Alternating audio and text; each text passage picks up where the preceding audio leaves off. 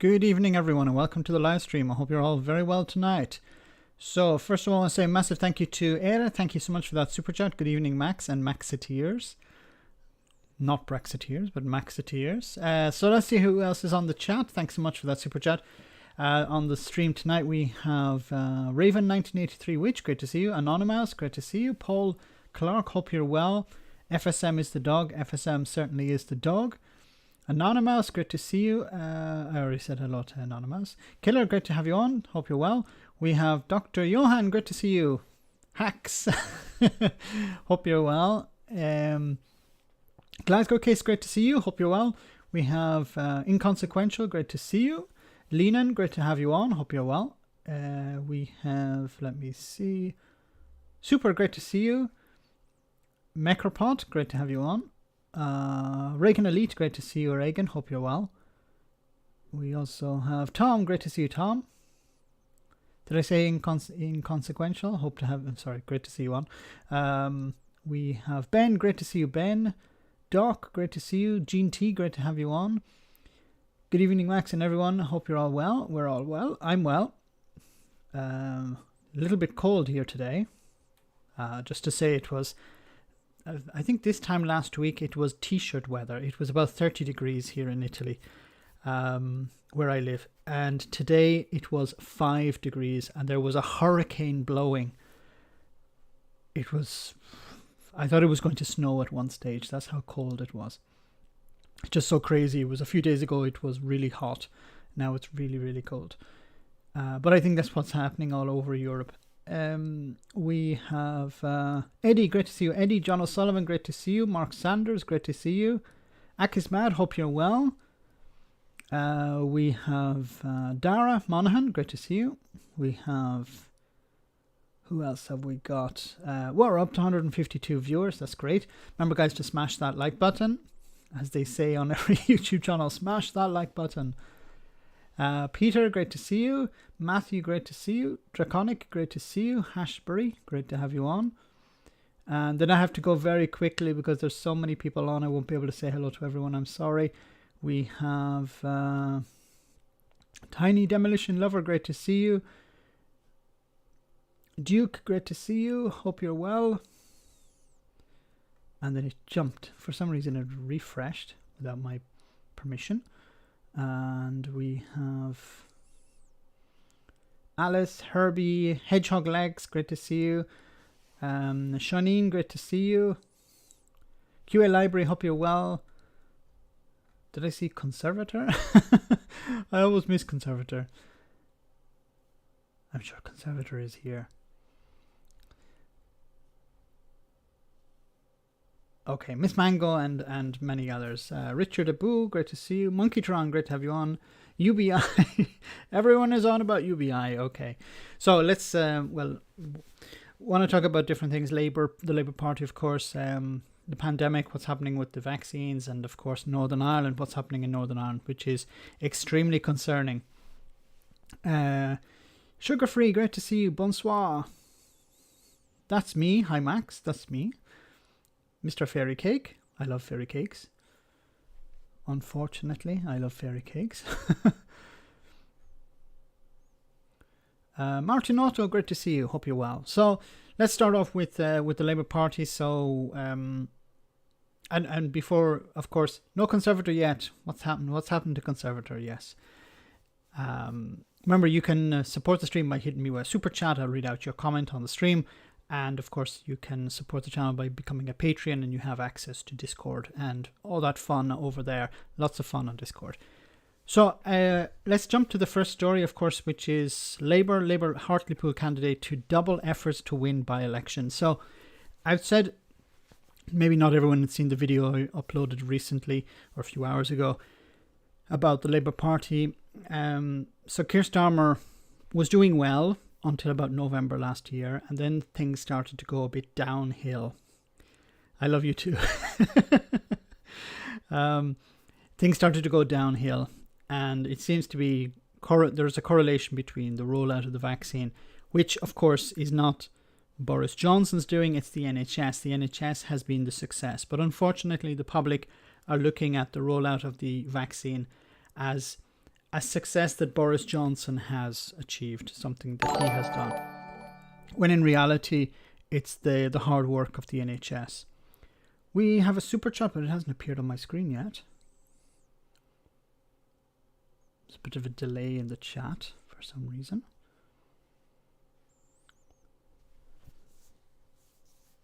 Martin, very sorry to hear that. I'm very sorry, Martin. As a result of COVID. My condolences.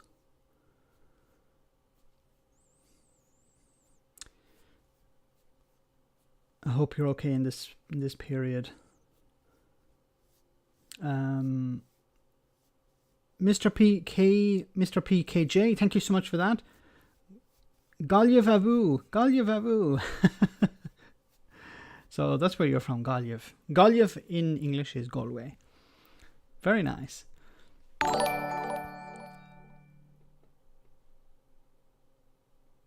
Someone else's super chat didn't appear for some reason. I'm not sure what happened there.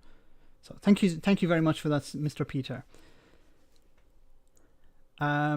So about the Labour Party, so Keir Starmer was riding high for a number of months, then he's down, and it seems to be because of the rollout of the vaccine. So the worst thing happening at the moment, Panda, thank you so much for that super chat. Hello from California. Hope everything is well in California. Very warm weather I assume you're having at the moment. We're freezing over here in Europe. I love California. I've been there twice. Yeah, San Diego once. I've been to California once, actually. Los Angeles, San Diego once, Los Angeles the second time. Just passing through, but it's beautiful part of the world. So it says, damning poll predicts Conservative victory, but Dr. Paul Williams claims voters will see through the Tories. Generally, by-election is a good marker, a good indicator of how well the government is doing, or a new government or a new leader is doing. So let's see what I was talking about also in regards to Hartlepool. It's a Labour stronghold. If it was to flip to the Tories now, it would be extremely damaging for Keir Starmer. Labour's candidate in the keenly anticipated Hartlepool by-election said he would double his efforts after a poll suggests the party was heading for a historic defeat in the town. The Survation poll commissioned by the Communication Workers Union put the Conservatives 7 points ahead of Labour with 1 month until polling day. 7 points ahead. Worryingly for Labour, the survey of 502 voters suggests Boris Johnson was twice as popular as Hartlepool than Keir Starmer, the leader who was meant to rebuild the party's red wall and reconnect with traditional voters. I think a big problem for Keir Starmer at the moment is the pandemic. There's so much focus on it. There's so much focus on the rollout of the vaccine that other issues are being pushed to the side. And also because of the pandemic, because of the restrictions, it's very difficult for him to go down to places like Hartlepool and meet with people. He can do it, but in a very much reduced manner. If Keir can't win this by-election, he needs to go. Vote Labour to avoid Labour right. I think it's going to be very difficult for him to go forward. If there's it depends on the victory that if the Conservatives lose, then he'll be vindicated. He'll be okay. If the Labour Party lose by a small amount, then he may be okay. But if it's a thrashing, then he has to go, I think. Because he hasn't improved the party's chances since he became leader. What's the point in having a leader who doesn't improve the party's chances? I understand the cards are stacked against the Labour Party, but excuses don't really make any difference. You need to win. Winning the argument is not enough. You need to win votes. You need to win seats. Goes on to say, Labour has held the town since 1964, but its share of the vote ebbed away in recent years. to leave a majority of just 3,500. The Conservatives were on course to take the seat in 2019, but the Brexit Party won 26% of the vote, allowing Labour to cling on. Dr. Paul Williams, Labour's candidate in the by-election, said he believed victory was still possible despite a disappointing poll. Obviously, you prefer to be ahead in the polls, but actually it shows that of the 502 people they interviewed, 200 hadn't yet decided who to vote for. And that is what we're chiming with on the doorstep. So it goes on to say the Labour defeat would increase pressure on Starmer, whose critics say has failed to make significant inroads with the voters who deserted the party over Brexit and Jeremy Corbyn. Starmer and the Prime Minister both visited Hartlepool last week, revealing how serious each party is taking the vote on the 6th of May. Williams, an NHS doctor whose wife runs a COVID vaccination clinic in Hartlepool, said Starmer was thriving when talking to voters, but that his ability to tour the country last year has been constrained by the pandemic. Exactly what I was saying. You know, he needs to meet with the public. He needs to meet with fishermen, for example, in these areas that have been damaged by Brexit. He needs to meet with them, sit with them, talk with them, ask them, what can I do? What can I do to help you? Because of the pandemic, he can't really do that. I think, unfortunately for Starmer, a lot of this I don't think the situation would be as bad as it is if the pandemic wasn't restricting his movements. Now, if there was no pandemic and we're just looking at Brexit, I think he would be in a much better position. I hope that would be the case, but I could be wrong. The Survation poll carried out between 29th of March and the 3rd of April suggested the Conservative Party candidate Jill Mortimer would win 49% of the vote to Labour's 42%, though that does not include 200 voters who were undecided or declined to answer. There needs to be also tactical voting here. They need to convince people who would be likely to vote for the Liberal Democrats or the Greens or other parties on the left or in the centre to support the Labour candidate, because he has the best possibility of winning. There needs to be an agreement with other parties for them to stand aside. Unfortunately, this is the consequence of first past the post. Because if you're voting for a party other than the Conservatives or the Labour Party in Hartlepool, then unfortunately your vote is wasted. Now, there is the rise of the Northern Independence Party, I think it's called, but you know, it's new. They don't have much of a name, so I don't see them doing very well. He conceded that Labour hadn't always got it right, but said the party was under new management nationally and in the town itself, where the Hartlepool branch has been torn apart by infighting in recent years. Voters, he said, would see through the Conservatives on election day. This is a problem you have on the left. There's a big problem on the left, is that people don't agree. And they show the public that they don't agree. The Conservatives, on the other hand, keep their differences behind closed doors. But, you know, to the public, they agree on everything. So there is no problem of unity within the Conservative Party.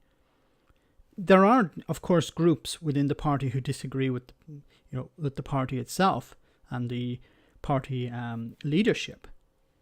But those groups, as I've talked about in the past, like Steve Baker, hard man Steve Baker, when it comes to voting the way the party wants, he'll come out and he'll vote the way the party wants. When he's given free rein to vote against the party because the party know that they're going to win, the government are going to win the vote because of Labour, then he's given permission, in a sense, to vote whatever way he wants. And I've talked about that before. Most of these people don't care about policy. They don't care. They don't have an ideology. They just care about maintaining their position, having a good salary at the end of the year, at the end of the day, and maybe becoming a minister or a Secretary of State or something in the future, or even Prime Minister itself.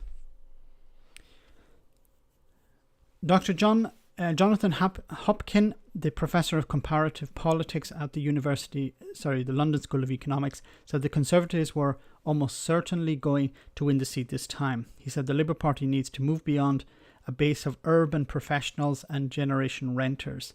It has to appeal to the kind of voters that sadly bought the Brexit lies, and who quite like Boris Johnson. I think they need to reach out to the working class. They need to become the party of the working class. And they need to lock in that vote. They need to always remember that they need to keep those people motivated. Point to threats to their livelihoods, threats to their way of life. And at the same time give them something. UBI maybe. But you need to give the working class something. You need to have a balanced approach. You need to be able to present the working class a reason to vote for you and a reason to vote against the other party, to vote against the Conservatives. So you need to give them something, better benefits, something in the community. We're going to invest more in your local community. Something like a UBI. But you also have to say that the Conservatives are going to take that away. We're going to give it to you, they're going to take it away. That's what you need to be on the ground. But as a party, on a national level, you need to have a clear, easy to remember message. Save the NHS, protect the NHS, protect jobs for everyone. You don't have to be, I don't like to say lie, but you have to be willing to bend the truth in a sense. You can say we're the party of jobs. We're going to create jobs. We're going to create a better lifestyle for people. We're going to end poverty. Who said UBI? And once again, I really wish that the Labour Party would jump on board with UBI. Unfortunately, I understand that most people don't understand UBI. They don't understand the benefits of UBI. And it's very easy for the right wing, and it's not even just the right wing, but people who are against UBI, it's very easy for them to dismiss UBI as utopian and say, no, we need to maintain the model that we have, even though the model we have is broken. UBI. Anyway, let's move on.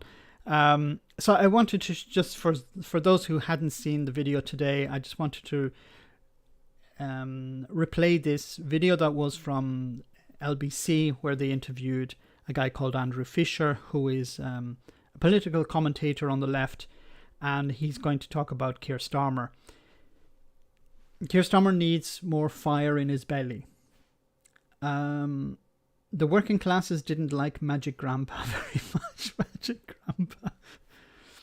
I think, see, the problem with Jeremy Corbyn was that he had too much baggage, and he wasn't authentic. He didn't reach out to people. He didn't come across as somebody who actually cared. And then the whole Brexit thing was a disaster. Johan, thank you so much for that super chat. Mood. You're in a good mood. Yay. Thank you so much for that. What's UBI? Can't vote for New Labour 2.0. UBI and PR, yes. Universal Basic Income and proportional representation needs to be. It could potentially save the Labour Party. I think what the Labour Party need to do is they need to sit down with the SNP, with the Liberal Democrats, with the Greens, with independents, and say, look, we're going to work together in a seat which is, split between the Liberal Democrats and the Conservatives. The Labour Party will step aside. We're not going to field a candidate there. Or we're going to campaign. We're going to use our platform. We're going to use our party to campaign for the Liberal Democrat candidate. And it has to be reciprocated. It has to be the same from the other end, that the Liberal Democrats or the Greens will step aside and campaign for the Labour Party candidate. Once you get into power, then you can start changing the system. Once you get in, you can introduce a proportional representation model, and then the Conservatives would be destroyed. The Conservatives would never win a majority again because the party would split up. You would not have a Conservative majority. The Conservatives would have to go into coalition with somebody else. And by going into coalition with somebody else, this would temper the right. It would reduce the extremes. The extremes never are able to get full control of power when they're in government. They're always a minor player, and the larger party throw them some crumbs generally. Yes, you may get Nigel Farage in government, but Nigel Farage will not be Prime Minister. Nigel Farage would be Minister for the Environment, or maybe Minister for Transport, but he would not be the Chancellor. That would be a terrible idea. Someone said Sturgeon has no intention of holding another referendum. That's part, of course he's going to say that. Sturgeon will hold a referendum, because if she doesn't, the next time there's an election, this is the last throw of the dice for the SNP, because after this, if they don't hold a referendum, they're toast. The other parties will say, look, independents, they didn't hold a referendum, they're not interested, let's move on to other issues, and the SNP would disintegrate. Sturgeon would be kicked out, probably, and the party would disintegrate. And then you would see the rise of the Conservatives and the Labour Party. But this is, of course, the SNP need to win a majority. The other parties need to reinforce that in order to have Conservative, great to have you on the stream, in order to push ahead with a referendum. Labour need to get their house in order and come down on one side or the other. They are either the Labour Party in opposition or the Red Tories. Can't be both forever. I'm a bit sick of it, really. Ladies, be aware. That's a good dark joke. Yeah, I think the Labour Party need to decide what they are. In a way, I think New Labour presented themselves as, we're middle of the road. We're not, we jettisoned the left, from the party. The party are out. The left of the party are out. We're going mainstream. And it won, they won elections because of that. They were able to paint the Conservatives as out of touch, as from another era. Andy, thank you so much for that super chat. Good evening all. It looks like Northern Ireland is warming up. Yes, unfortunately so. Joachim, thank you so much for that super chat. What country do you think have the best democratic systems currently, and why? I think I'm not sure about the countries, but I'd say the political system. I'm a huge supporter of proportional representation, because it allows, I think governments should be representative of their people. So thanks to both of you for those super chats. And I will get to Northern Ireland later on in the stream. Governments must be representative of their people. And it's very unrepresentative to have a large single party like the Conservatives. The Conservatives, who do they represent? They claim to represent the working class, but they don't. They claim to represent business, but they don't. Who do they represent? And they have many factions within the party, and the same with the Labour Party. Because of first past the post, you end up having a two-party system. And it used to be the case of one, for one session it was the Labour Party, then it was the Conservatives, then back to the Labour Party, and the other parties didn't really have any influence at all. In a proportional representation system, you would have much greater influence with smaller parties because your vote would count more. Switzerland is good with referendums and petitions. I agree. I think Switzerland is one of the models I think we should be looking to implement. In regards to the referendums in Switzerland, something very important is that the Swiss, this in reflection to Brexit, the Swiss make sure that the public know what they're voting for. Because if there is information that came out after that there was some misinformation, something came out that was wrong or was misleading, the vote is actually invalidated. The referendum is invalidated. Can you imagine if that had been the case with Brexit? Actually, we don't hold all the cards. Oh, actually, we won't be part of the single market and the customs union. Brexit would have been, Brexit would not have happened if it was using a Swiss model. And also, as I said on numerous occasions, Chris, thank you so much for that super chat. Good evening, Max. Good evening, Chris. Hope you're well. Thanks again. In regard to information, you need to provide the public with the information they need in order to vote correctly. How many videos have I uploaded about people who said they voted for Brexit, but then they regretted it because they didn't know what they were voting for? Incidentally, there's one dropping tomorrow morning of a man in Spain. So, people who said, I was lied to. But how can people come back after and say, yeah, I was lied to, but we need to maintain this vote? No. If you were lied to, then shouldn't the vote be invalidated? The referendum should be cancelled, should be null and void. Switzerland also had trade tariffs to protect their producers. I think Switzerland is a particular case, but when it comes to democracy in Switzerland, I think I'm a huge fan of referendums because it involves the public. But there is a requirement of citizens to get informed, and it's a requirement of government to provide transparent, independent information to the public. Referendums are advisory. 305 viewers, but only 120 likes. Who hasn't banked their likes as likely as Trump? Mar-a-Lago. I should have done that, yes. So guys, smash that like button. Ireland is good at holding referenda with stringent controls over what is said and done via the referendum commission. Yeah, and for example, the Good Friday Agreement, the vote on the Good Friday Agreement was one, I think that is a good example of that. How the public were informed first. There was robust debate. There was information sent out by an independent commission about the impact of the Good Friday Agreement, what it was about, what it wasn't about. And I think that's important. And we're talking back in 1998, without the access to technology people have today.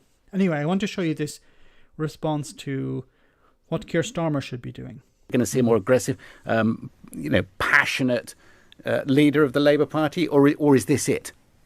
I hope this isn't it, because at the moment, I mean, you talk about Ipsos Mori. I was looking at the most recent poll from YouGov, which had Labour on 32%. Well, that's what Labour got in the 2019 election.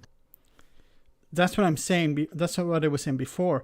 If the party hasn't gone up, of course, polling is not something scientific. Polling is just a snapshot of people's feelings in that period of time.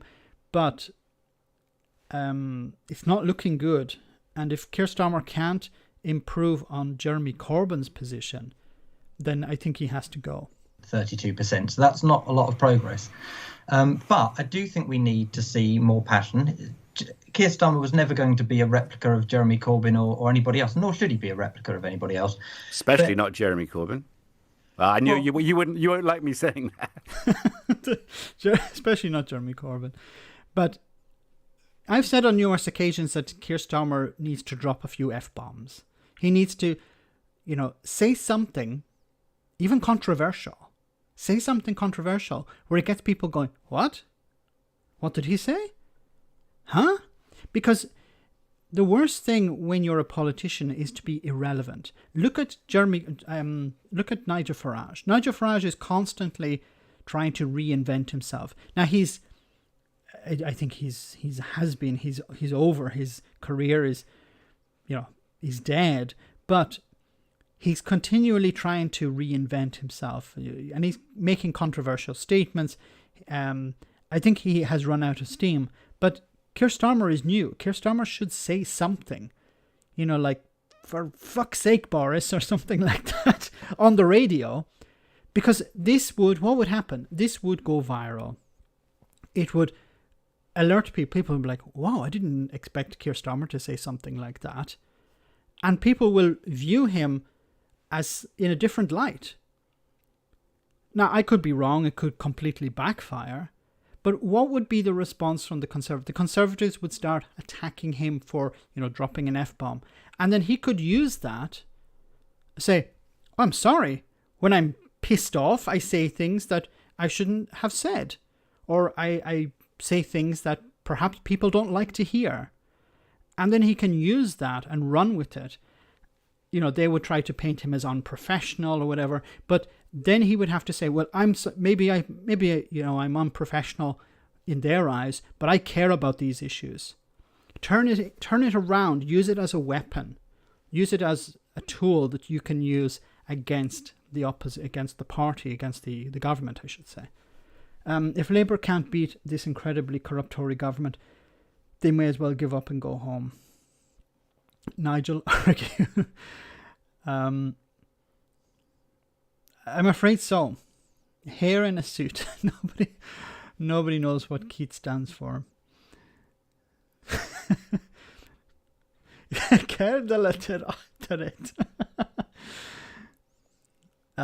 Yes, be real, like Corbyn was. We like that, remember. It's not so much, Corbyn was not real. It's not that Corbyn had too much baggage. That's the problem as well. Corbyn was associated with the IRA, and people were like, we don't want to vote for somebody who's associated with the IRA. We don't want somebody who is branded, a communist. It doesn't matter.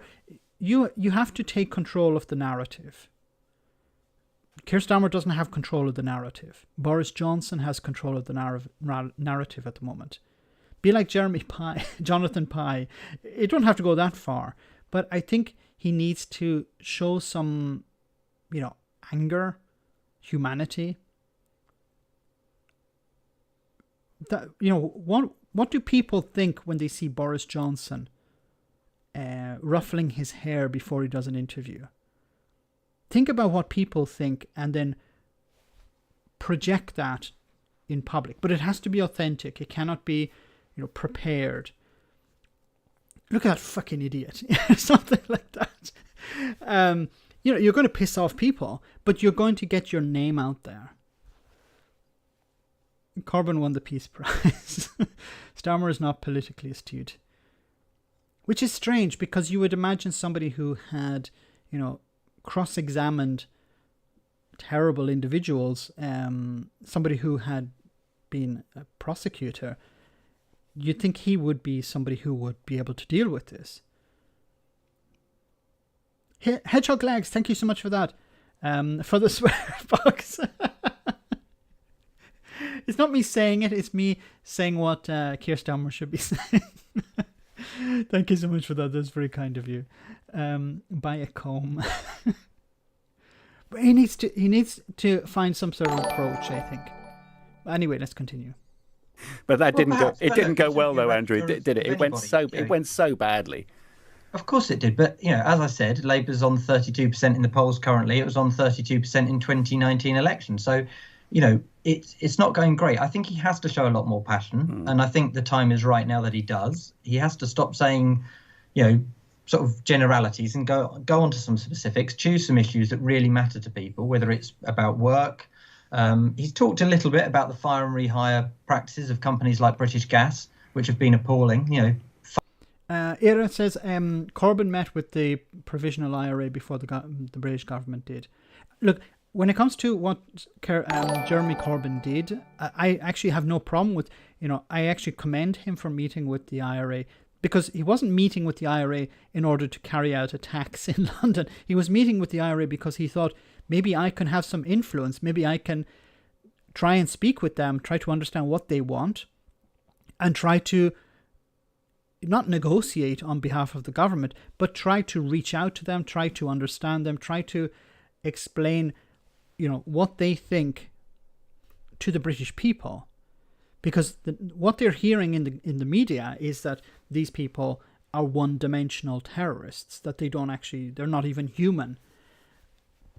And while that served, a purpose for Margaret Thatcher, it actually undermined any attempts to build peace in Northern Ireland.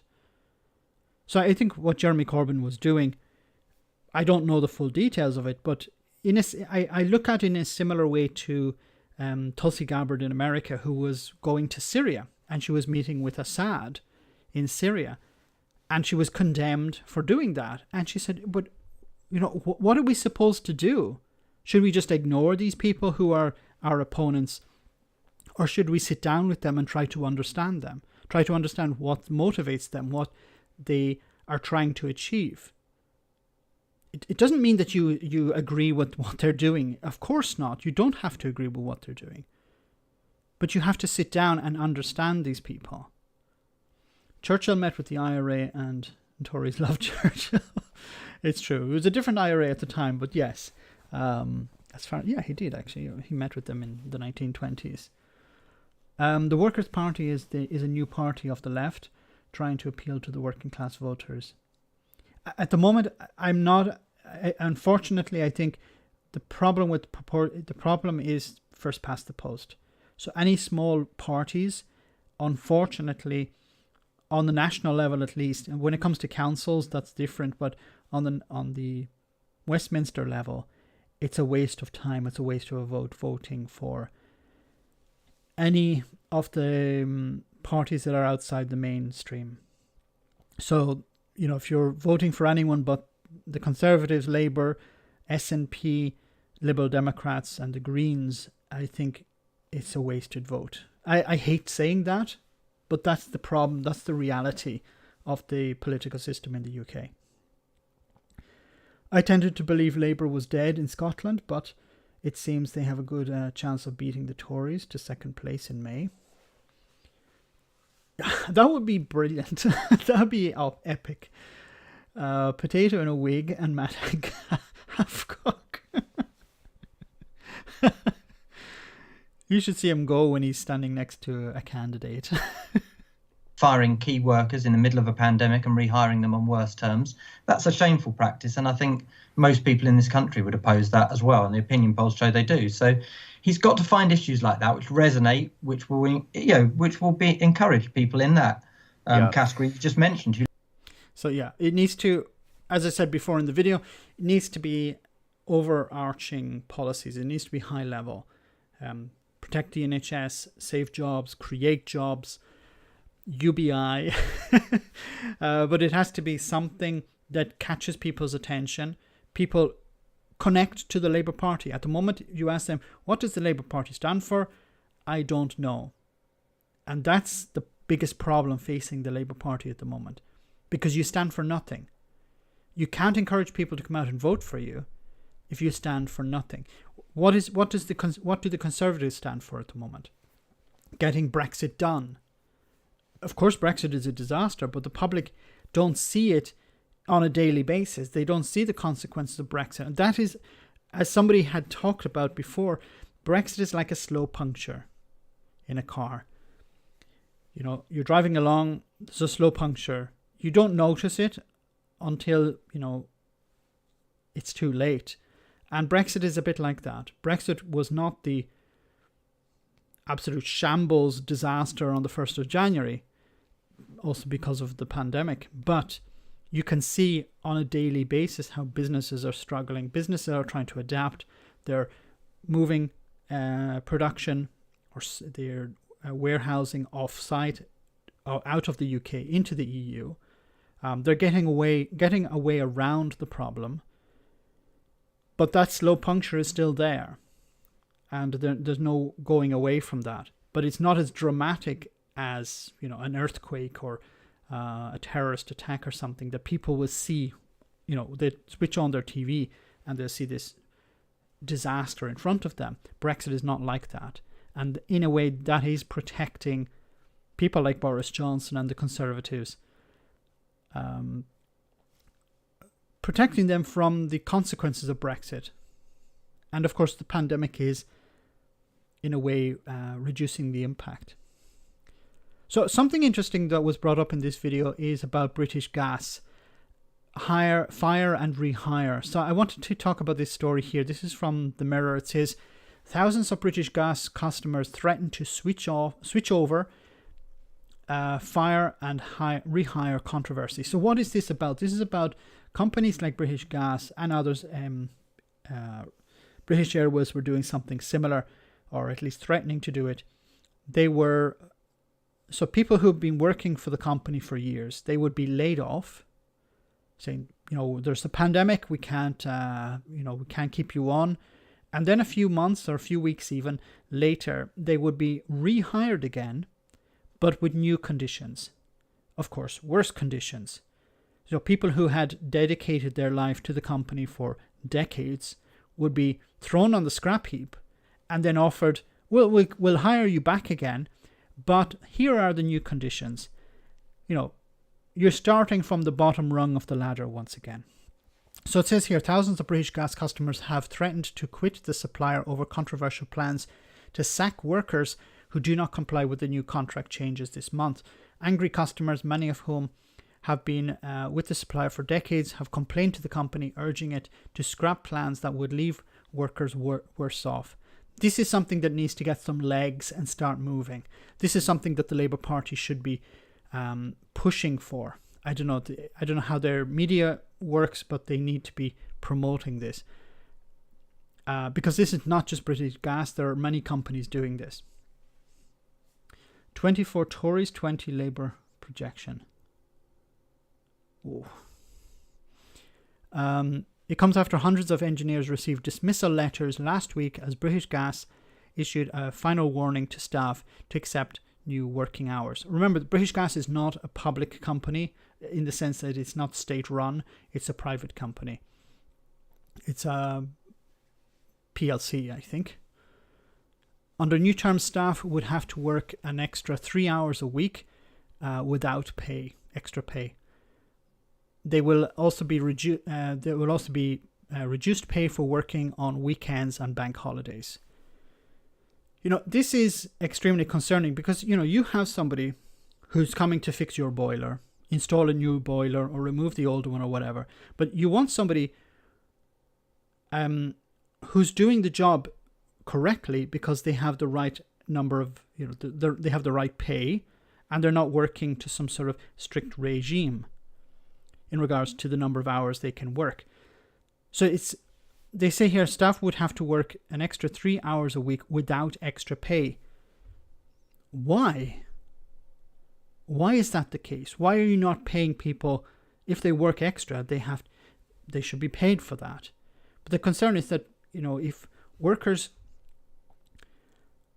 have to do a job that's dangerous and potentially dangerous to the public, because if your boiler is not installed correctly, there's a risk to your life, and you want the mechanic or the technician there doing the job and doing it to the standard that's necessary. The company said it would make up for the shortfall for the first 2 years, but confirmed those who do not apply will be dismissed. Almost 60,000 people have signed the 38-degree petition against the forced changes. It comes after 9 months of bitter negotiations between British Gas executives and trade union representatives.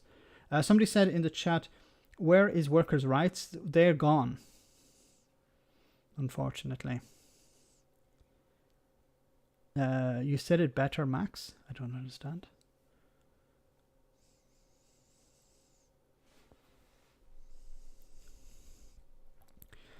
"38 Degrees expressed current concerns over the increased use of fire and rehire policies in the last year. It said British Gas was setting a dangerous precedent for workers in the UK amid a period of massive uncertainty. According to The Guardian, a further 4,000 customers have written to the suppliers urging it to do a U-turn on the policy. Customers say if the company pushes ahead, they will switch. Siobhan Harley, a director at 38 Degrees, said, the outpouring of support from thousands of members of the public, including British Gas customers, demonstrates that British Gas and companies like it cannot hold their workers to ransom. British Gas customers have made themselves perfectly clear if the company continues down this path, they will switch providers. It's as simple as that. And that is one of the most powerful tools you have, is you can walk. You can say, I'm going to spend my money somewhere else. And generally, that's a very big motivator for many companies. A boycott, a massive boycott. 60,000? 60,000 people have signed this petition. 4,000 customers have written. That's 4,000 people who have written. That's a massive cost to the company if they lose those customers. And of course, customers who move and who have written a petition are going to inform others to do the same. They'll speak, they'll talk around. Word of mouth is very powerful, and they're going to tell their friends, their family, look, are you with British Gas? And if the friends or family say yes, they say you should change. So you're going to see the impact of these 4,000 customers, but also the it expanding beyond 4,000. The company said that more than 95% of British Gas employees have signed up to the new terms so far. Of course, many employees will have to, because they have no other choice. If you've been fired and then you've been told, here's your job back, but we're going to pay you less, and your alternative is what? Universal credit? Then unfortunately many people will have to sign up to that. That's not them advocating for this contract. This is them saying, look, I have no other choice. And I understand, for many people, they have no other choice. The alternative is not to do the job at all. And during a pandemic, and during this particular period, towards the end of the pandemic, there are many people have been laid off. Jobs are very much in short supply. Many businesses are not going to reopen again. So it's understandable that some people would say, yes, I'll take the 15% pay cut. This has to be outlawed. This should not be permitted. But you can see how over the last number of decades, how the power of unions has been grinded down to nothing, that employees are forced to take these types of conditions. Can you imagine something like this happening back in the 1980s? Of course not. Unions were much stronger. They would have resisted this. There would have been maybe a national strike against something like this. The company would have, returned and said that we apologize for making such a demand. UBI, I would counter the Tories and say to them, nationalise British Gas. British Airways did the same. A captive workforce. You could say, we're going to nationalise British Gas. That's what I would say to them. The company, you don't like it, we're going to nationalise it. Then you're going to lose money. We're going to buy you out. Don't worry, we can afford it. Your shareholders will be happy, but you won't. You'll be out of a job. That's what I'd say to the management. Who said UBI? Is the Brexit dividend better workers' rights, better for the employers? That is, yes. Max, that's all employees, not the engineers. Office staff had no choice after Unison sold them out. Totally different contract. So so I'm approaching this from an ignorant point of view. That's all employees, not the engineers. I really hope, unfortunately, I was hoping that something could be done about this, but it seems because the Tories are in charge, very little is going to be done. Some bills could be tried to be pushed through Parliament, but once again, the Labour Party don't have the seats. Boris Johnson has his 80-seat majority. So even if somebody was to come forward with a bill to stop this, the Tories are not going to support it, unfortunately. This should be a motivation for the public. The public should be saying, this is the consequence of voting for Boris Johnson and getting Brexit done. This is what this frustrates me, because the Labour Party should be connecting this to the vote to the Tories. You wanted Brexit, this is the consequence of Brexit. But the unfortunate thing about the Labour Party is they're afraid to talk about Brexit. Brexit is a disaster. I would connect all of these things to Brexit. This is because of Brexit. You say, what? How is, fire and rehire? Because you voted in the Conservatives on getting Brexit done. Now they're in power. They're going to support British Gas over workers.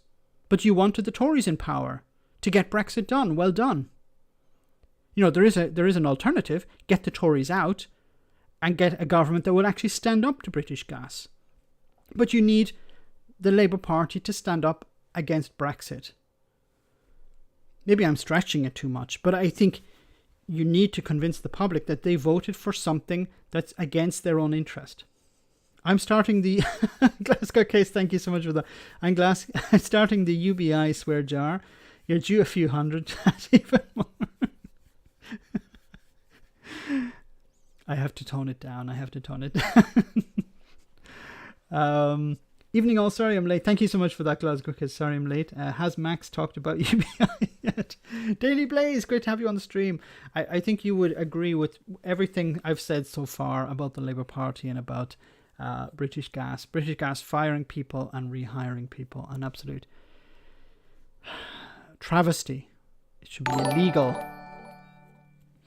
But unfortunately, because the Conservatives have an 80-seat majority, this unfortunately is not going to change.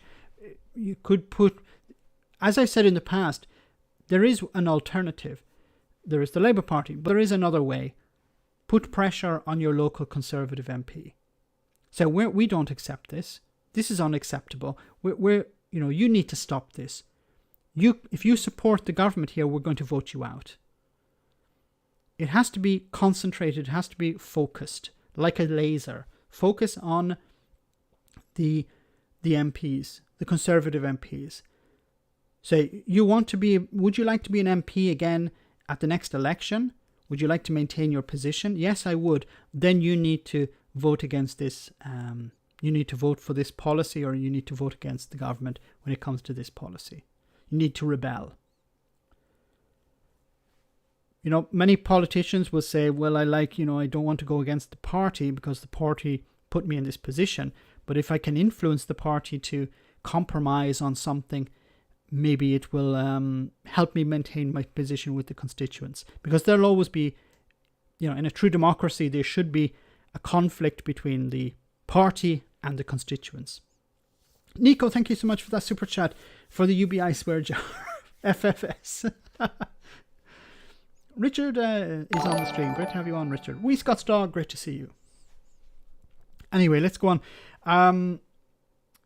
In regards, this is from Tory Fibs. I do recommend following this on Twitter. It says here, from today, council tax rise by £351.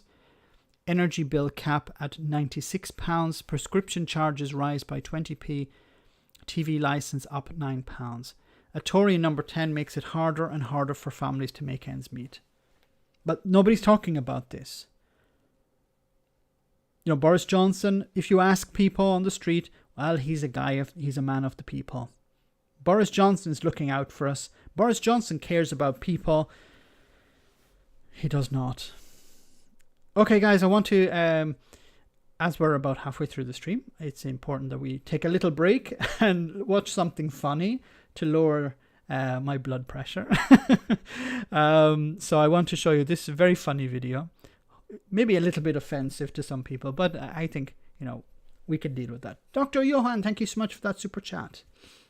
Very kind of you. Hope you're well. Don't work too hard. I know you're going at it like the hammers of hell recently, so be careful and stay safe. 306 watching, only 182 likes. Guys, smash that like button. You know what to do. Smash that like button. Thanks for that super chat, Doctor. So I want to show you this. Y me llama el cocinero. Risita, ¿qué? Ve por la paellera. Venga, que las 2 de la tarde ya están aquí. Miren, bañador. En las chanclas. Todo despeinado porque no me dio tiempo nada ponerme las chanclas y el bañador. Voy a la playa, había subido la marea. Jesús.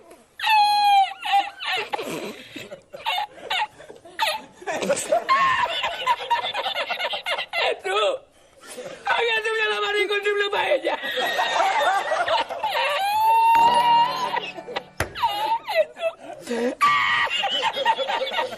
Y la encontré porque estaba la paellera agarrada metida entre las piedras de Chipiona del faro. Y cuando entro en el restaurante me ve el cocinero con una paellera y adentro la vende paellera.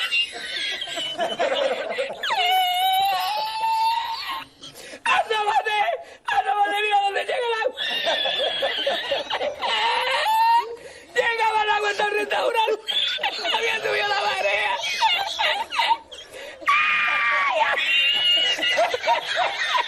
¡Jesús! ¡Hay que hacer ahora! Con los 2 sacos de arroz. ¡Ay, llama para Sevilla! ¡Llama a Sevilla que traigo paella!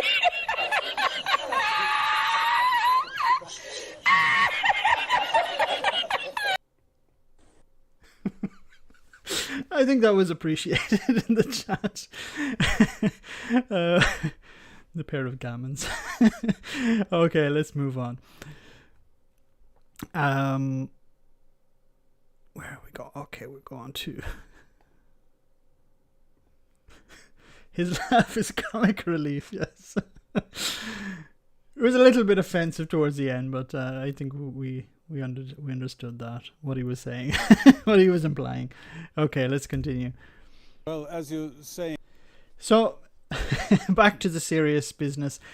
So about COVID passports, I think this is an interesting. Let me make sure I'm not moving it around too much. Okay, this is an interesting topic because I believe that maybe we should be heading in the direction of using COVID passports in order to allow people. Is that a literal translation? No. I'd love to know what he's actually talking about in the real video, but repeat.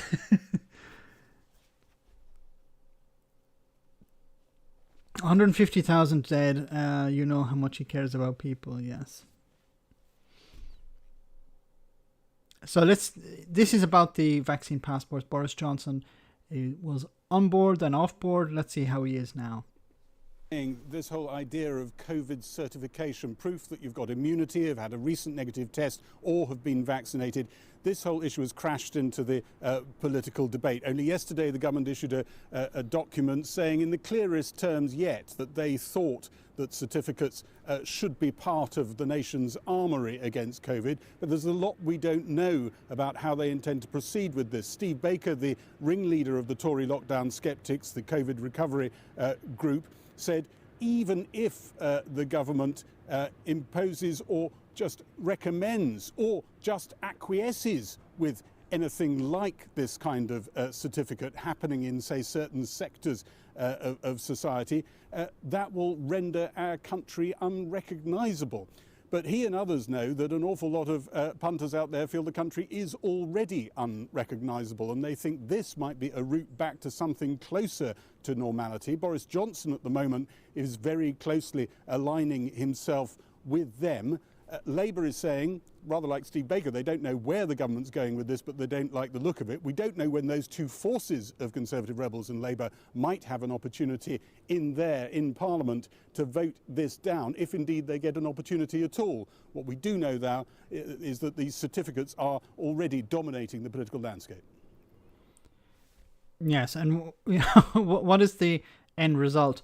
COVID head case, Steve Baker. Yes, COVID.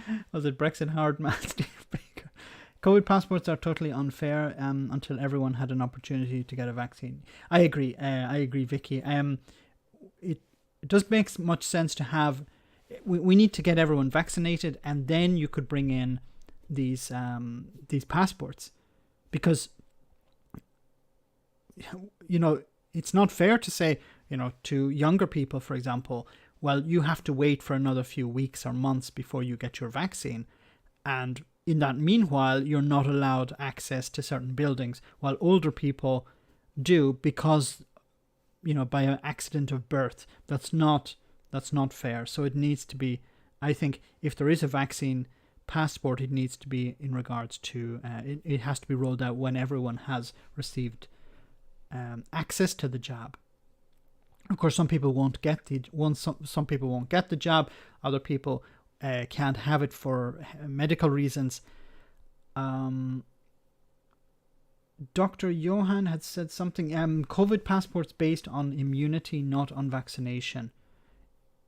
Yes, because the vaccination.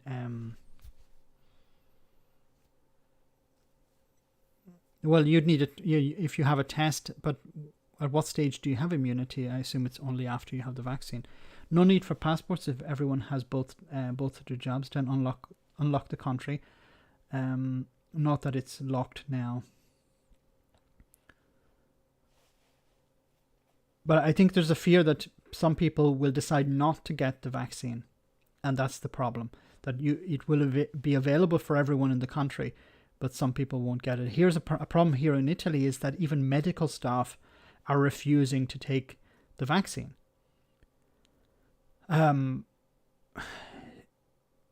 If medical staff are refusing it because of what happened with AstraZeneca, we're in serious trouble.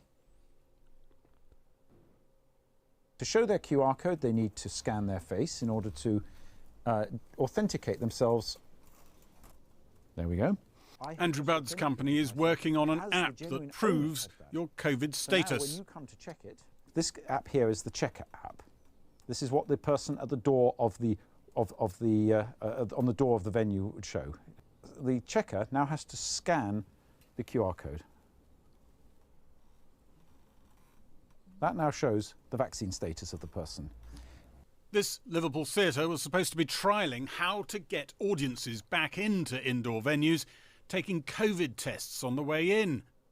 But anti-vaccination campaigners thought this was all about vaccine passports and threw online abuse and threats at the organisers. It's very... Why? Online abuse and threats to the organisers. So we're trying to move forward. And as I've said before, people like Steve Baker will be... We don't want a lockdown. We don't want any restrictions. We just want to open up the economy as soon as possible. We have some vaccines, being rolled out at the moment. Not everyone's vaccinated, but let's open the economy anyway. Yes, but then the consequence of that is that not enough people will be vaccinated, and then you have to go into another lockdown. So these people are against a lockdown, but at the same time, some of them are against a vaccine. So what do they actually want? Do they think that we can just ignore reality? Very frustrating. Some of the kind of reaction to it has been vitriolic, and so to that regard, it's hard for those promoters that have had to face some of that, those individuals that have had to face some of that. This afternoon, the promoters of the comedy night planned here decided those threats were too much and cancelled the event. Yeah, if you just lift it up. Dozens of Boris Johnson's own MPs are saying the public should not be required. Why? Why do they have Boris Johnson messing around in a laboratory? I hate when they have images of him messing around in a laboratory. It just makes me nervous. It's like, Mr. Johnson, Prime Minister, don't touch the... Oh, it's out. It's out and it's loose. Anthrax is free now. Great. Well done, Boris. We'll all be dead in about 20 minutes. Required to prove they've had a vaccine or a recent negative test to gain access to certain venues. He believes, though, the bulk of voters want just that, if it's the best way to get venues open. The government's been in touch with officials in Israel, where COVID passports are already in use. Some experts in the UK, though, think any sense that vaccines are compulsory would be counterproductive. Some experiments have been done in Germany showing that where people see vaccines as compulsory, it increases anger and it lowers take-up. There's some evidence from Israel that when people thought that vaccines were going to be compulsory, it led to alienation. So the danger is that by introducing vaccine passports in a way that it makes it seem compulsory, you alienate the very people you need to be persuading, engaging with, making clear to them that the vaccine is for their own good. You can't reuse this. Let's try that. Let's try and reuse this credential again. No, didn't work. Andrew Budd's company is one of several that got government money last November to develop systems that could be used in all sorts of settings to prove your COVID credentials. The fact the government's been exploring these things since the end of last year, that's when your seed funding and other seed funding started. It gives the game away, doesn't it? They're really interested in this. They think this is going to be part of our lives for a long time to come. As long as there is anxiety, as long as there's fear, as long as there's risk, schemes like this can make people's lives easier. Solutions that are extremely convenient but also very secure, I think will be useful for the future to come. It could be on paper as well as smartphones. The government insists it'll cover not just proof of vaccine but recent test results or immunity. But something like this will be appearing around us. The giant question marks are about how widespread it will be, what boundaries are imposed.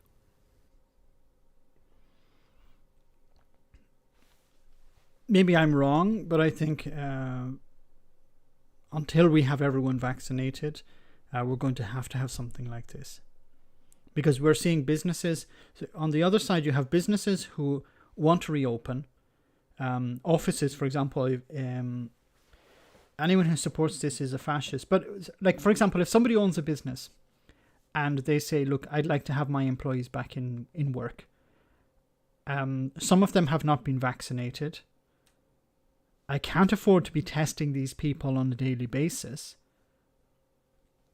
But if these people are infected and they come into my workplace, there's a risk that I'll have to close down. There's a risk that I'll have to lay people off.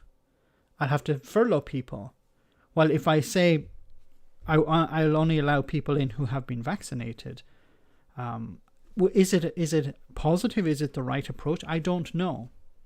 But it's understandable that if you have a business and you're afraid that it's going to go, it's going to close because you have one case inside the company, or you have a spread within the company. What, like, for example, think about it.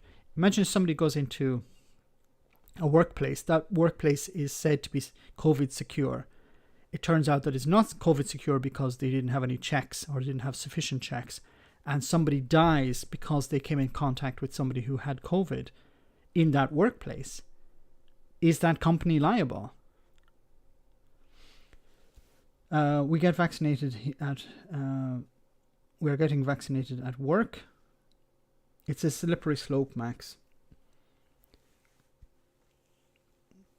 I understand the fear. But the problem is that we're going to see other pandemics. That's the problem. We seem to think of this as one isolated case. But we're going to see more pandemics in the future. And this could actually help us out. Maybe I'm being too generous with the guy. Look, I'm no fan of the Conservative, no fan of Boris Johnson. And I understand that many people's immediate reaction is, well, I don't want to have my face on the screen. I don't want the government knowing what I'm doing or where I'm going. I don't think this is going to be resolved anytime soon, unfortunately. So, beyond reckless. One moment. So I want to show you this interview that took place on Sky News about lateral flow tests. And it says this is from Professor John Deeks from the University of Birmingham. And he's saying that the lateral flow tests there's a problem of accuracy. He says that the entire population, to test the entire population as they're only 3% accurate. That's extremely concerning. So let's hear what he had to say. Described the testing plan as beyond reckless. Thank you so much for talking to us. Let's just go back to what you studied. How did you get to this 3% accuracy?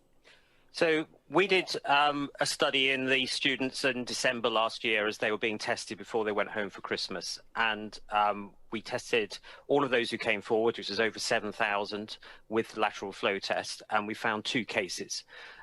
Alongside that, we randomly chose 10% of the students to also get a PCR test. And in that 10%, we found another 6.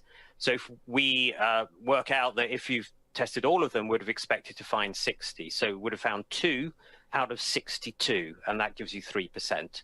So this is one of only 2 studies which have been done in asymptomatic people, in using the test in people without symptoms. The other one is the Liverpool mass testing study, which they did better, but they only found 40%. So they found 70 cases of COVID in total, and 28 of those 40 were positive on the lateral flow test. So this is why I've said that this is reckless, is that our evidence base for deciding that we should test the whole population in the country with a test when we've actually only got data from 70 people in Liverpool, and we've only got the data from the small study in the University of Birmingham. That's it. That's all the data that exists on how well these tests detect COVID in people who don't have symptoms. Is that globally or just in the UK?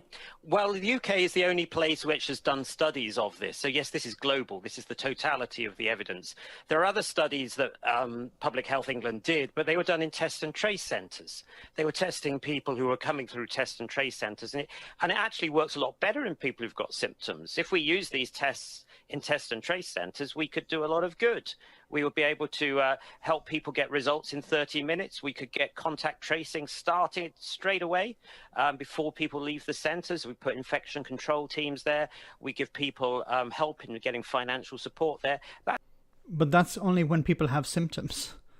That's what we need to do right now, is fix our test and trace system and not be using these tests in people who are so unlikely to have COVID at the moment.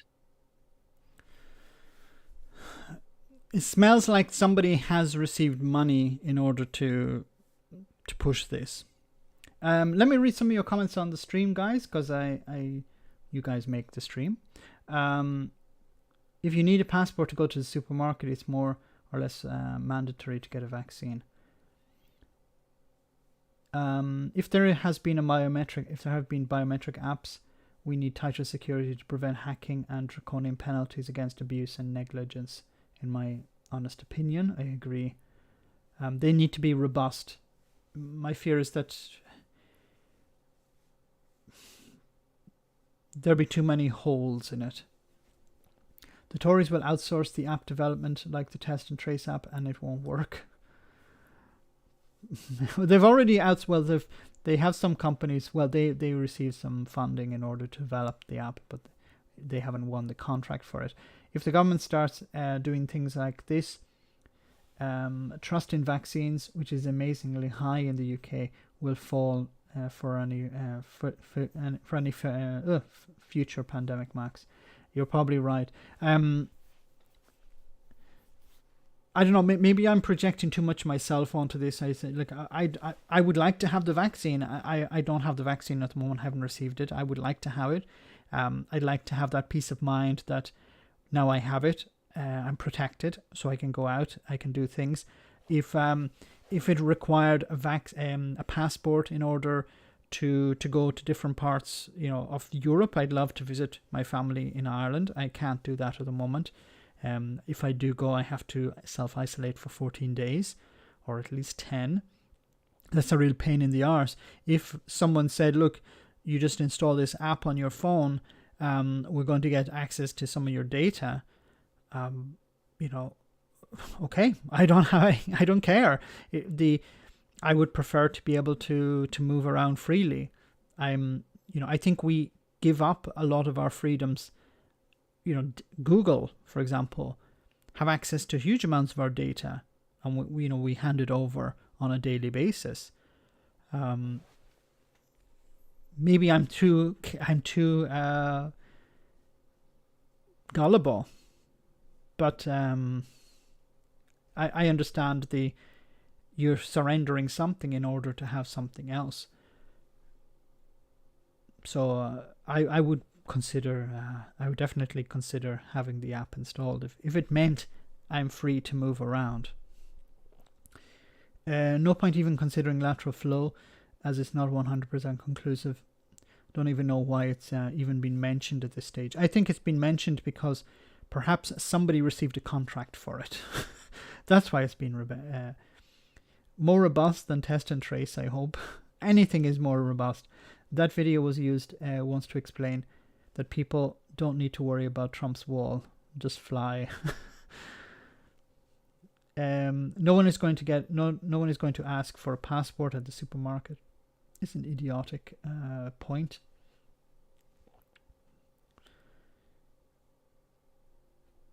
At the moment, you don't need to, if you want to get into certain,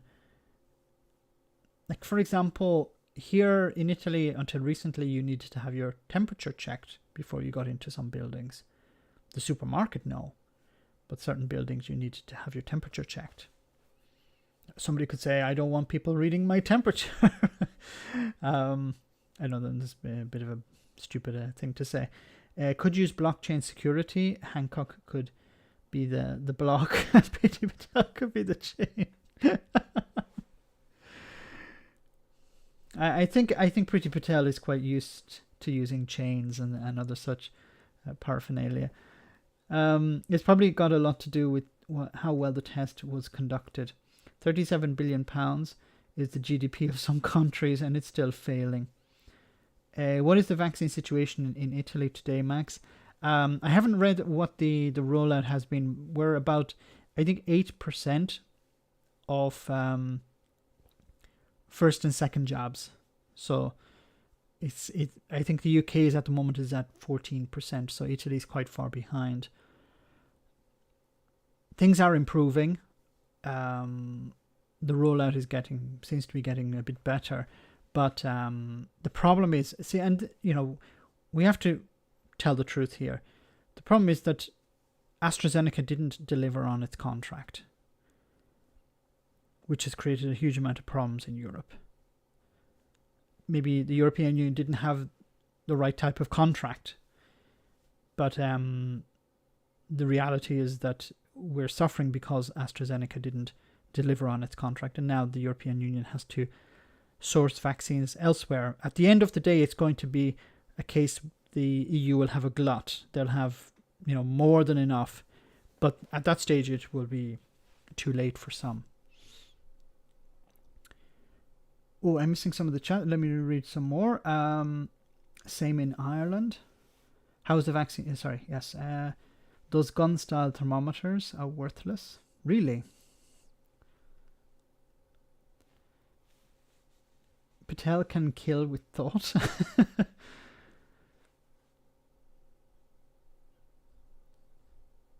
Anyway, let's continue.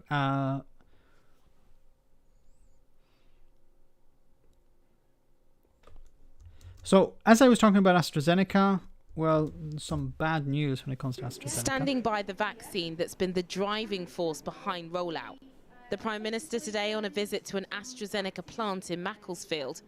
Following our exclusive report last night that regulators are considering putting age restrictions on the vaccine, Boris Johnson was keen to stress getting the jab, if called, is very important. I think that the best thing people should do is look at what the MHRA say, our independent regulator. That's why we have them. That's why they're independent. And their advice to people is to keep going out there, get your jab, get your second jab. But in the last hour, we understand that the Oxford AstraZeneca vaccine trial in children has been paused over possible links to blood clots. Nicola Sturgeon earlier today mentioning that the Moderna vaccine has arrived in the country, and the National Clinical Director in Scotland reassuring the public that they are keeping an eye on AstraZeneca developments. So we do have to be careful, particularly as we move down the age groups where the benefits perhaps shift a little, but We have very clever scientists looking at that for us, and we'll let you know as soon as they change.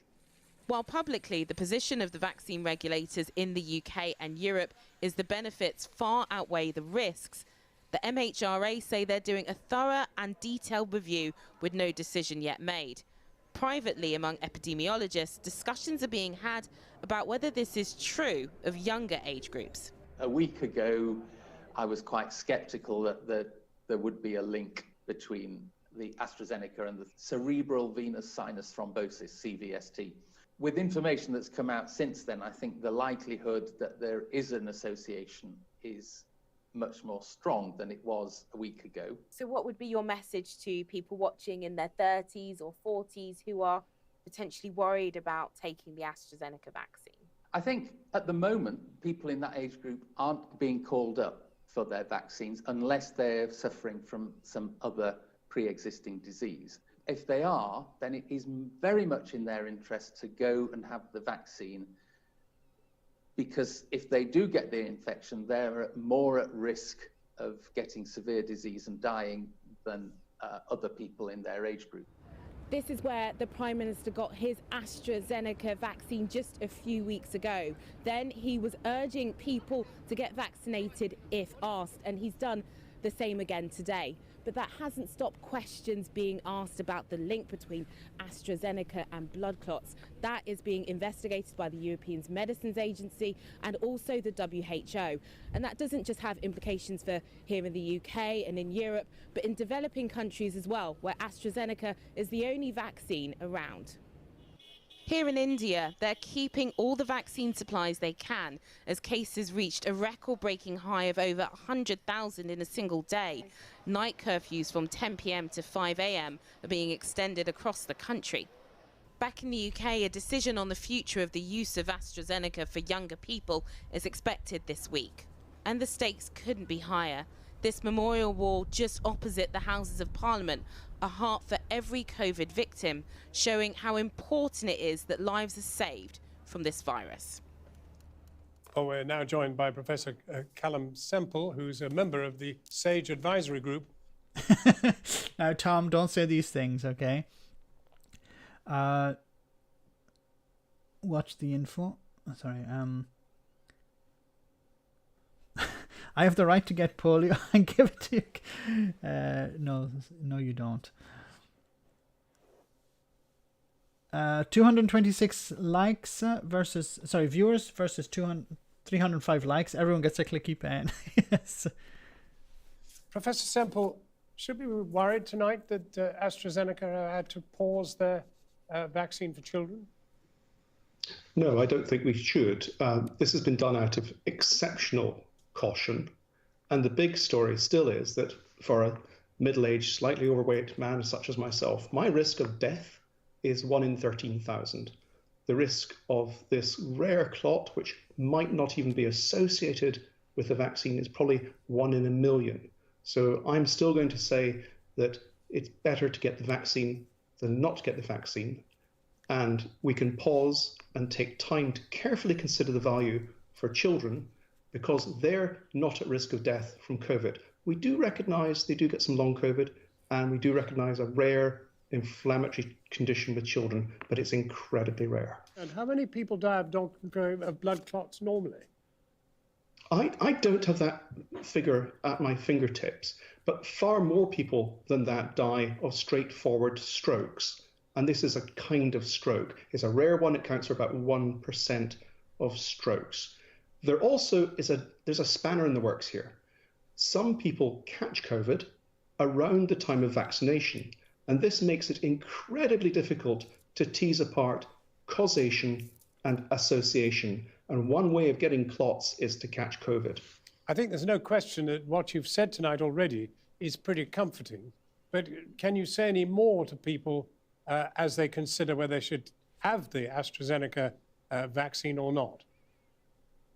If you've been called for the vaccine, then you're an age group that's very likely to benefit from the vaccine. So the bottom line is, if you've been called for the vaccine, I would urge you to take the vaccine.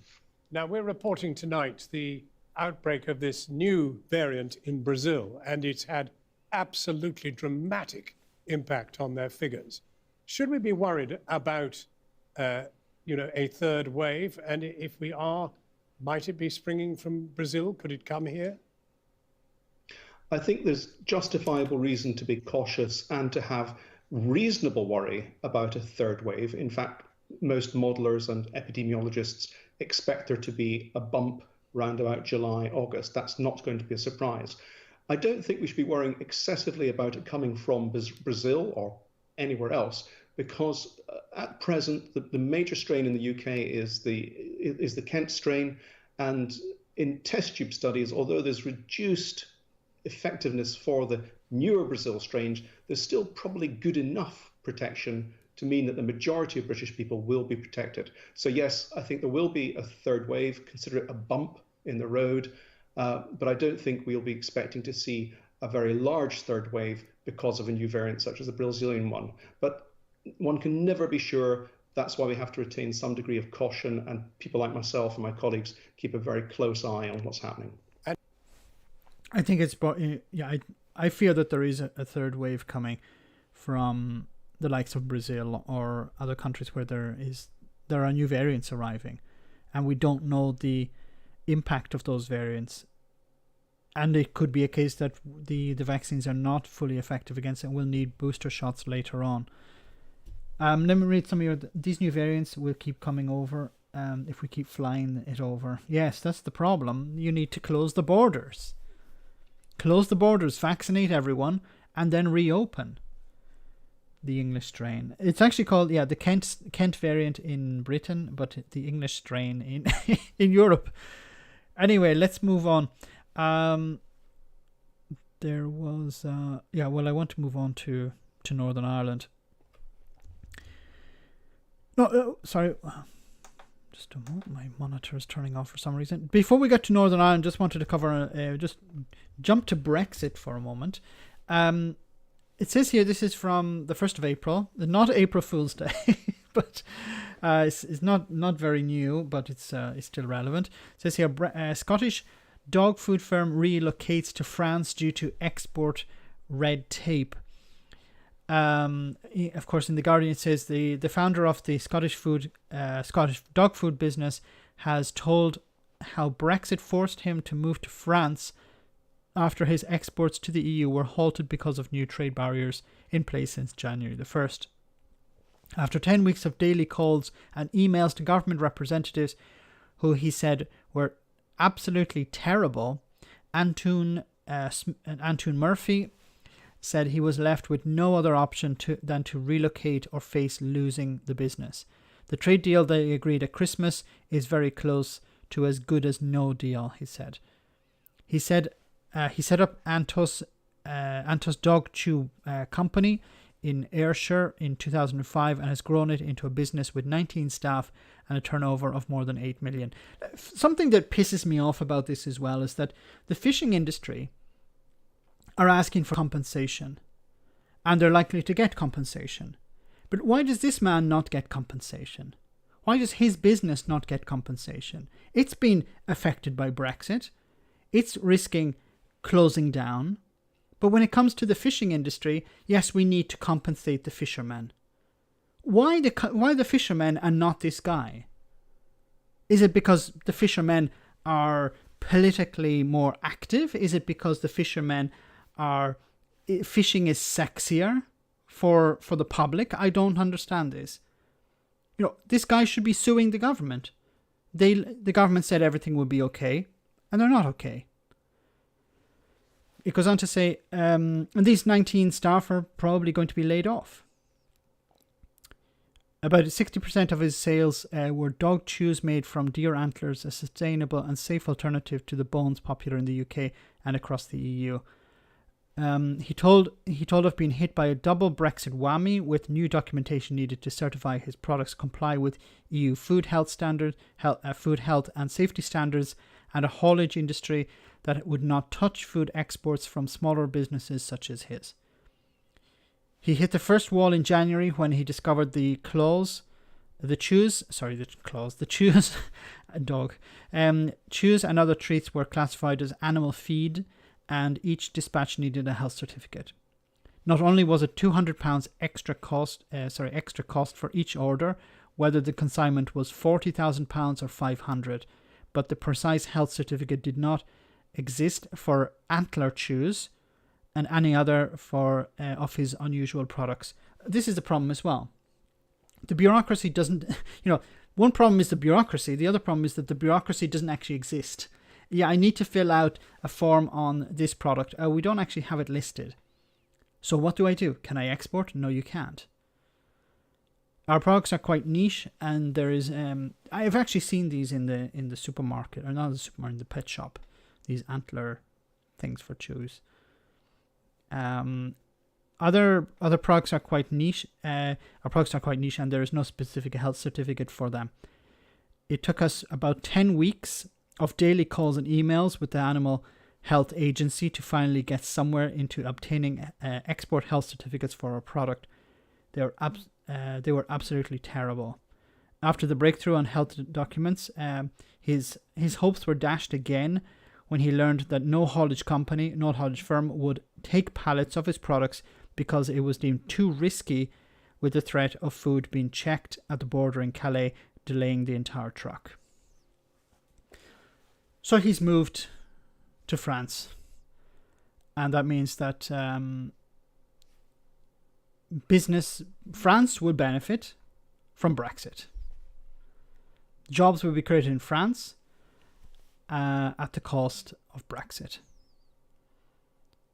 Now, of course, the response from Brexiteers would be, well, just sell them in the UK. Stop trying to sell them to the EU. Yes, but if the demand for these products is not so much in the UK and it's more in the EU, then what, he just let his company close. Oh, sure, it's great to have you on the stream. Hope you're well. Did you read the story about the engine? About the engine parts? I assume you mean. Yes, I was actually going to make a video on it probably tomorrow.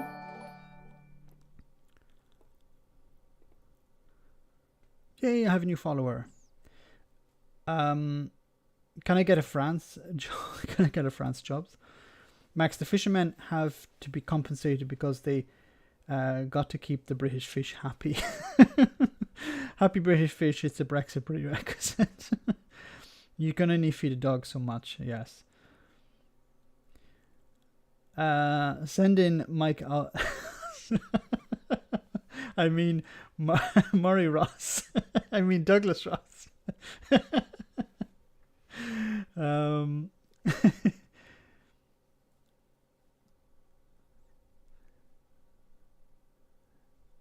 What's that? All shorts? We try to get more people to watch your brilliant video, and then you make one on B class water. I don't understand that. I didn't see that video. So it's about, compensate the fishermen, but don't compensate other businesses. Like, what is the criteria for being compensated for Brexit? Fishing industry in the public eye, and therefore bad for the government. The fishermen will never see a penny in compensation. Never trust a Tory. No, they will be promised the sun, the moon, and the stars, but they will not receive anything. They'll be told, "Yeah, we're working on it." That's, when Boris Johnson says, "I'm working on something," it's probably a little train or bus or whatever it is. Jeff Taylor's fishing channel. What do you think of the idea of lowering tariffs around the world on green industry products? I would support that. Yes, we need to move to a greener, sustainable world. I would support that 100%. I don't care where the goods are coming from. If they are produced to a high ecological standard, I think we should eliminate tariffs on goods coming in. Max obviously hadn't watched that video. Oh, apologies. I can't watch all videos. I try my best. Working on no. Thank you very much, Monkeytron. Now I have that image in my mind. Thank you so much for that. Anyway, let's move on to Northern Ireland, because I promised to talk about Northern Ireland. Actually, I want to show you some footage from Northern Ireland first.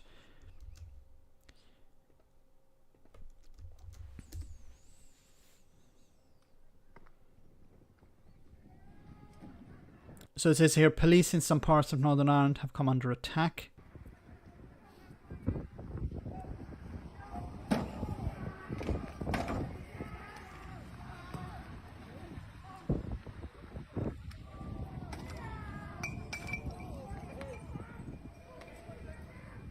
So petrol bombs and bricks were thrown at police at officers on Sunday night. My God.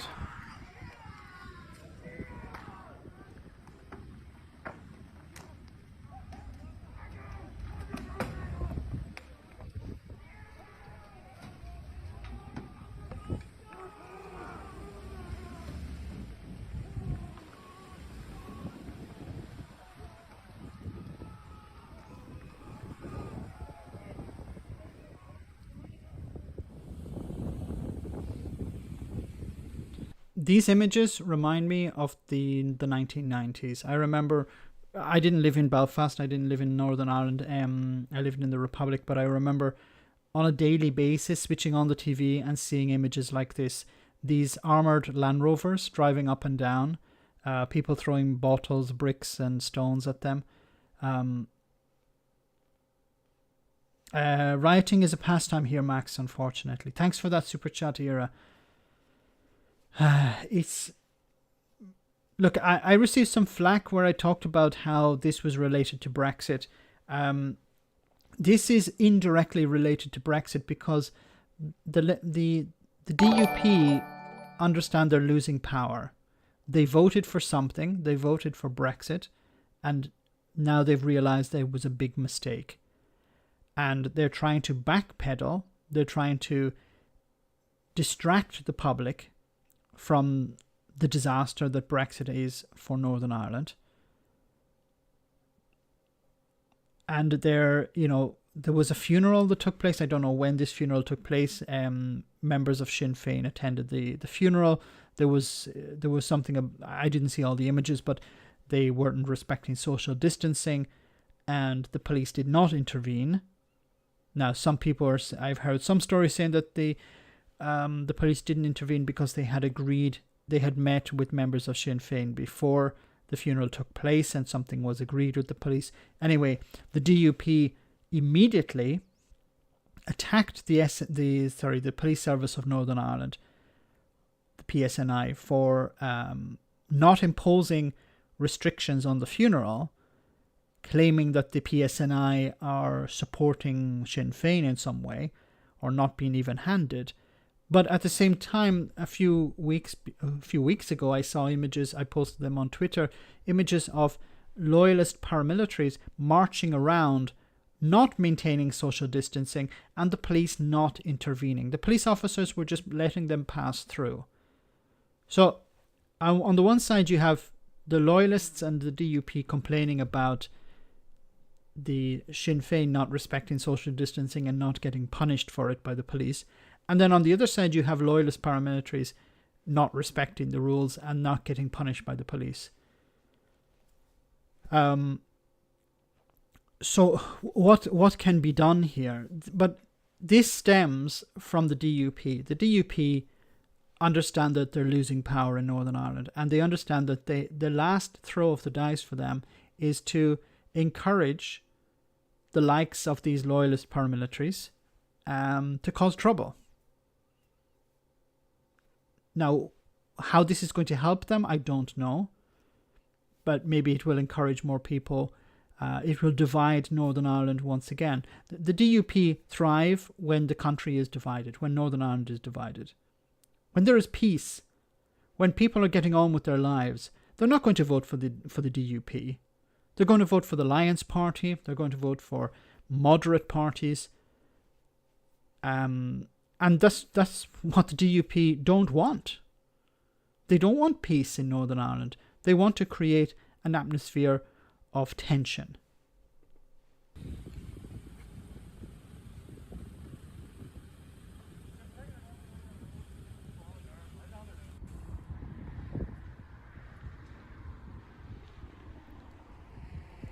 I said on Twitter, how does this help the union? How is this defending the union? Because these people say we're loyalists, we support the Queen, we support the British state, we want to be aligned with the United Kingdom. When in reality, Boris Johnson doesn't give a crap about these people. The Tories don't give a crap about these people. The British government in general doesn't give a crap about these people. These people are a nuisance. Do any of these loyalists truly believe that the British government give a crap about them? Truly care about them? Think that, wow, isn't it great that we have these people in Northern Ireland who are waving flags, who claim to be British? They don't care. When will they wake up and realise that you are forgotten? You're a niche. You mean nothing to the British state. And I'm not speaking from the point of view of an Irish person. I'm just looking at the reality of this. They don't care. Boris Johnson went to Northern Ireland, spoke to Protestants from the Unionist community, spoke to business leaders, and he told them there will be no border in the Irish Sea. He told them. He knew he was lying. At what stage would these people realise that they've been lied to? That their friend is not the British government? Really, what do they want?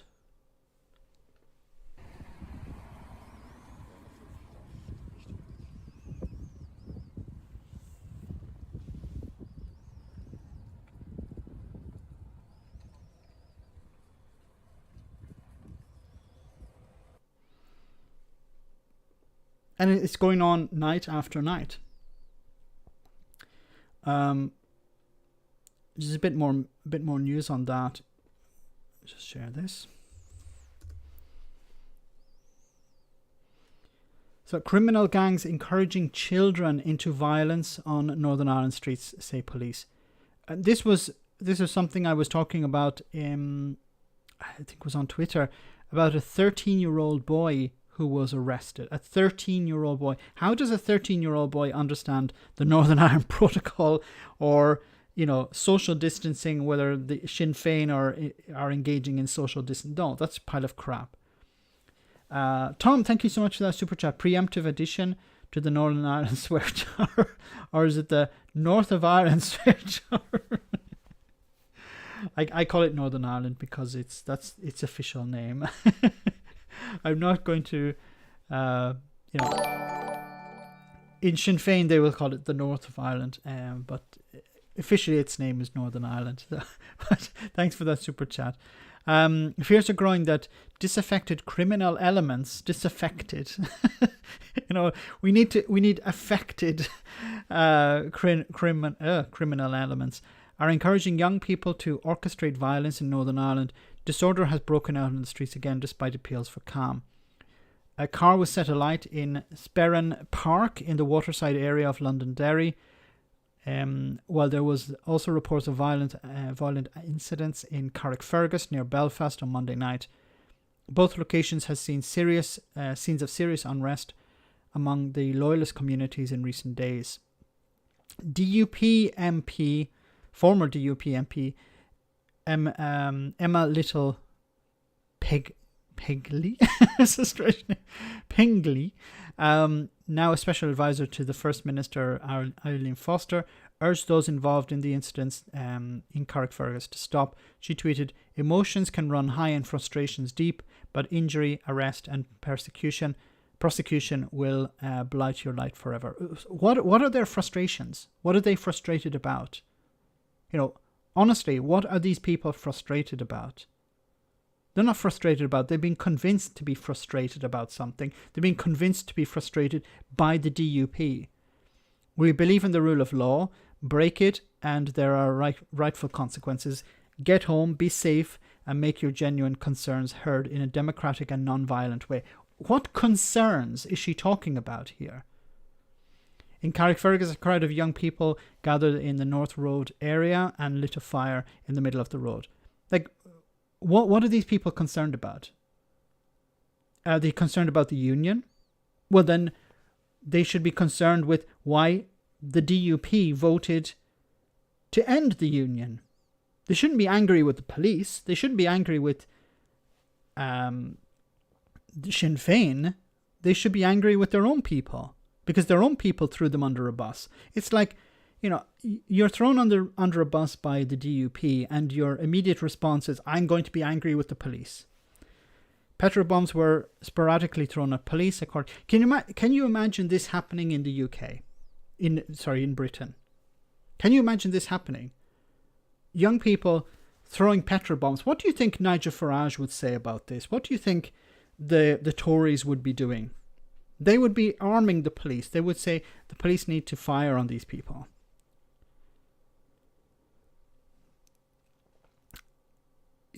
This, once again, have you ever seen an armoured Land Rover in Britain?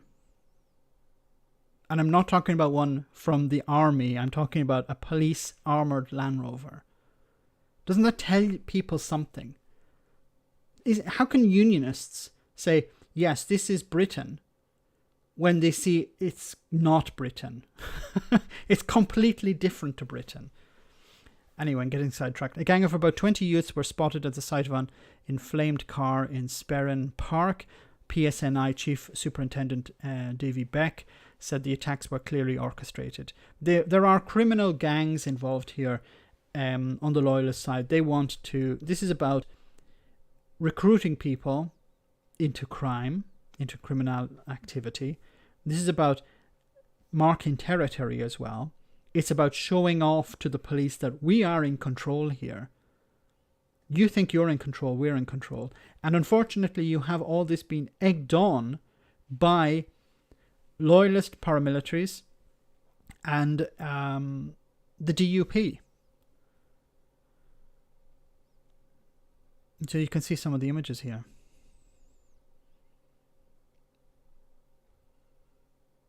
And what's very frustrating is that none of this has been mentioned, is being talked about by the British government. Boris Johnson, no mention of this.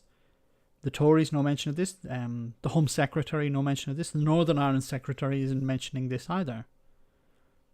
This is getting more and more serious, and there is a risk that it will completely get out of control.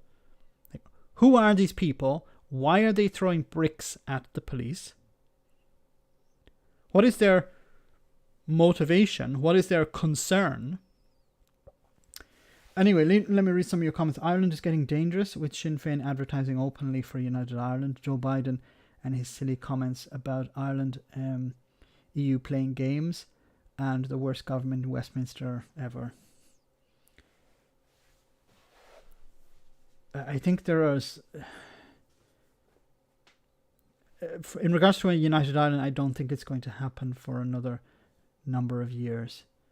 But that's an interesting comment. This could be in reaction to what Sinn Féin have been saying. But United Ireland is somewhat inevitable. And wouldn't it make sense that the DUP understand that it's inevitable and say, look, we need to work together with the Irish government to protect us in the future, to allow us to express our Britishness in the future. And I don't think the Irish government would have a problem with that. But they couldn't come out and say that because they would have been, they would be thrashed by any other unionist party. The goal within the unionist community seems to be to out-unionist other parties. The DUP have to be more extreme than the UUP. The Unionist Voice or whatever party, they need to be more unionist than the DUP. It's always going towards the extreme instead of being pragmatic and saying, look, we have to understand that the situation isn't going to be like this for the next 30, 40 years. A United Ireland is coming. But unfortunately, you have members of the DUP who either don't understand that or pretending to not understand it. I think we're coming back to the same sort of Brexit mentality. Either Nigel Farage, Boris Johnson, Jacob Rees-Mogg don't understand Brexit, or they pretend not to understand it. And I don't know which is worse. Coming from Graham Hughes, live stream. Oh, great to have you on, Crash Dummy. Hope you're well. Terrace plane played by someone. Yeah, I think it's the Hello, the Hughes folks are coming in. Well, I'm actually, I have to go soon, so we're almost at the end of the stream. Northern Ireland GDP per capita, 28,799. Republic of Ireland GDP per capita, 67,100. Wow. In case of United Ireland, DUP people would just leave the country. The sooner the better. I think it's important to differentiate between the DUP and unionists, because unionists can be people who who feel British. In the same way I found it quite insulting actually when I think it was I don't remember the politician's name, Gregory Campbell, who was saying from the DUP. He was saying in an interview, I couldn't be British in the United Ireland, or maybe it was Arlene Foster. And I found that extremely condescending. It's like saying a Brazilian person can't be Brazilian in Ireland, or a French person can't be French in the United States. Yes, you can. There's nothing stopping you. What you have written on a piece of paper doesn't define you, doesn't define your identity. If tomorrow the United Kingdom changed its name to, as Graham Hughes says, Wangland. I love that name, Wangland. The United Kingdom of Wangland. Would these people have a problem with Wangland written on their passport? It's a piece of paper. It doesn't identify what you have in your soul, in your heart. You cannot be British in Italy. You cannot? Can you not be British? Yes, you can. Sorry, I thought it was a statement, not a question. Can you not be British in Italy? You can be whatever you want in Italy. You can be whatever you want wherever you are. It's what you are in your heart that's important, not what's written on a piece of paper. Because what's on a piece of paper can change. If you move to another country and apply for citizenship, then the piece of paper changes, but you as a person hasn't changed. This is what I don't really understand about people. I'm British because I have a British passport. Okay, technically, yes, that's true.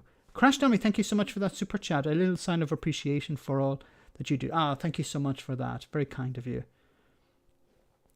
The DUP people do not want to mingle with Irish. They want the apartheid. I think when the DUP, when it comes to money, they would move straight away. And you've seen this with the corruption. When they were in power, after the peace process, when the DUP were in power, their loyalties to the union sort of dissipated and their loyalties to money took over. And what was her name? The one before Eileen Foster. I forget what her name was when she was involved with some gas corruption scandal or whatever it was. When it comes to politicians, at the end of the day, a lot of them are corrupt. They have their ideology, but money seems to get in the way. And I'm sure that many of the DUP, if they looked and said, well, if I become a TD, a member of the Irish Parliament, I'll get more money. So I'll become a TD. And, they would completely drop the whole idea of the union immediately. Not all of them, but many of them, I think. Andy, thank you so much for that super chat. I'll see your fancy €2. 3 Brexit rupees.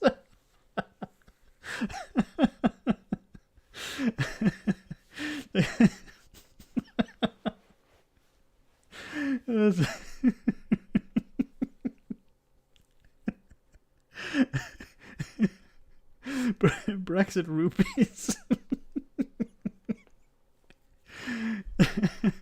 Maybe it's better rubles. Thanks so much for that. And for the laugh. That was very funny. I almost lost. Alexander, thank you so much for that. I concur with this view. You can be British and in southern Spain, just as many of them are being deported. They will always be British in their heart. But that's funny. Yes, they are being deported. it's important to remember that many people who live in Spain and other parts of Europe didn't actually have a chance to vote.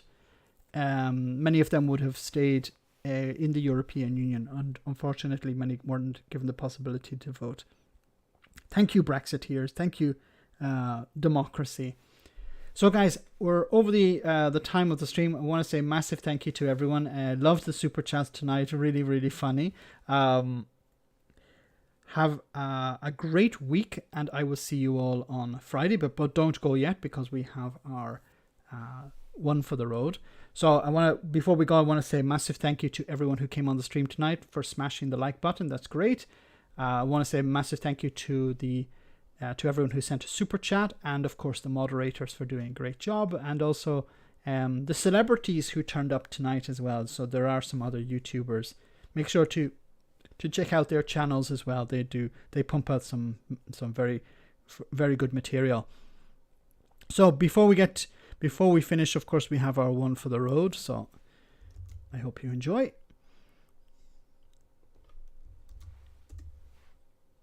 Would you like a wee demi wave in your hair there, Nicola? No, thanks, Sharon. Just the usual, the old short back and sides. Where you got your holidays, Nicola? Gone anywhere nice? No, Sharon, I can't go anywhere. It's the lockdown. I'll be lucky to head down the caravan. Are you sure you don't want a wee demi wave? I could put a curl in that. The thought of me with a demi wave in my hair, big giant curly perm hanging out my head. I was like, no, Sharon, for fuck's sake. I'd need to get a Lenny George Galloway's hat. Then I remembered he's not allowed on the leaders' debate, so I won't be getting a Lenny his hat at all. But at the end of the day, I've got my roots done, and that'll be me for 2 weeks at least. Honest to God, it was such a fucking relief. I was starting to look like a tabby cat. Very good, very good. So guys, have a great week. I'll see you all on a Friday, same bat time, same bat channel, 9:30 Greenwich Mean Time, British time, Brexit time. So have a great week. I'll see you all soon. Take care, and as Boris Johnson always says, stay alert. So for those of you who are patrons, I'll see you after the show on Discord for the post-stream chat. See you soon. Take care, guys, and I'll see you all on Friday. Good night.